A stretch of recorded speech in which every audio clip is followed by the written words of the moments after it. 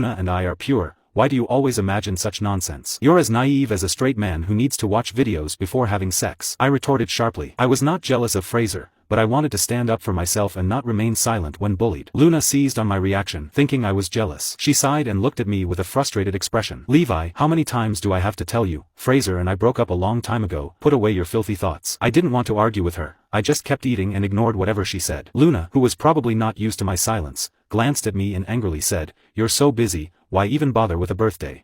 If you say so. I stood up and walked towards the study with my laptop. The food is all ready. Don't waste it. Just think of it as a regular classmate gathering. I said a few considerate words. Finally, Luna's irritation with my indifferent attitude boiled over, and she yelled at me, "Levi, what exactly are you trying to say? Is this never going to end? Wasn't it supposed to be just a regular classmate gathering? We're not even in the same department." Today was my birthday, but all the guests were Luna's close friends, which I had tacitly agreed to. Just like in previous years, I had no objections, but honestly, I had no topics to talk about with them, so I preferred to handle work. I stood at the door of the study, feeling very calm. Considering what she knew about me, she should be able to tell that I was genuinely not upset or dissatisfied. Perhaps I was mistaken, but I suddenly saw a flash of panic in Luna's eyes, though it was fleeting, and I couldn't quite grasp it. "Then I'm making you stay and join us now." Luna pointed to an empty seat next to her. I sat down, flanking Luna with Fraser on either side. Her friend Polly came out of the bathroom and looked at me with hesitation. "That's my seat." I quickly stood up, but Luna grabbed my wrist. Usually, Fraser and Polly would always occupy her side, and someone would always separate me. But now she was holding my wrist and not letting me leave, which was unprecedented. Realizing something, Luna quickly released my hand and said, "You and Polly switch places." I said nothing and sat between Polly and her. We then began drinking and playing games. Fraser deliberately lost the game and chose a dare,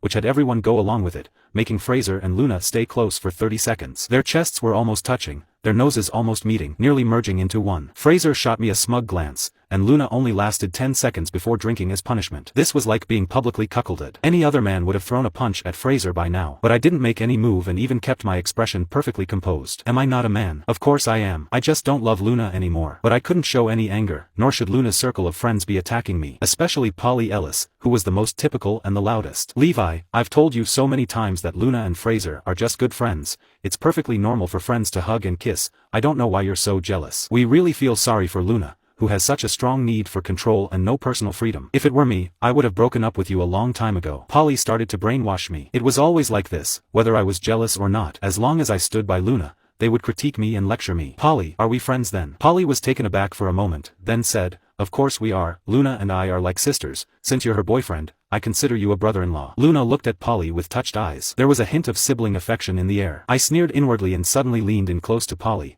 Amid her surprised exclamations, I pressed her down, our bodies pressed together and kissed her. While Fraser and Luna had only touched